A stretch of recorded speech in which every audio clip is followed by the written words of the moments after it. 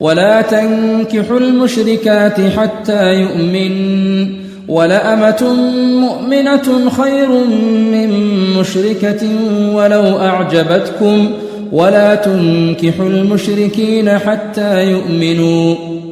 ولعبد مؤمن خير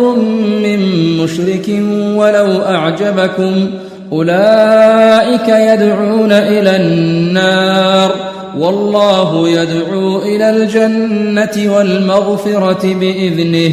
ويبين آياته للناس لعلهم يتذكرون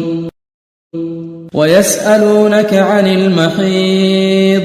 قل هو أذى فاعتزلوا النساء في المحيض ولا تقربوهن حتى يطهرن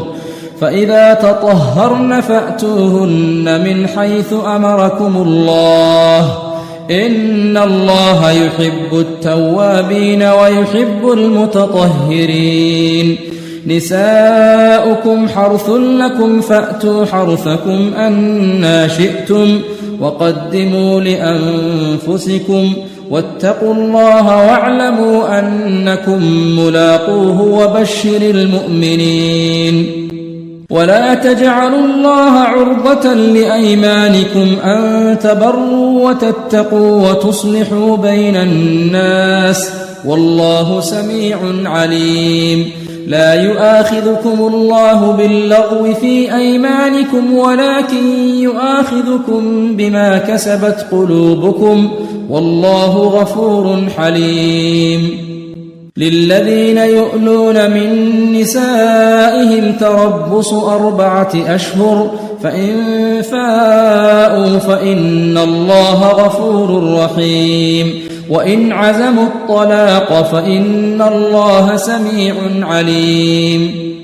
والمطلقات يتربصن بأنفسهن 3 قروء ولا يحل لهن أن يكتمن ما خلق الله في أرحامهن إن كن يؤمن بالله واليوم الآخر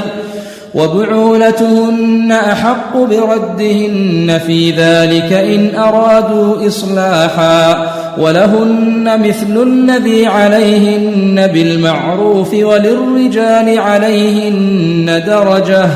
والله عزيز حكيم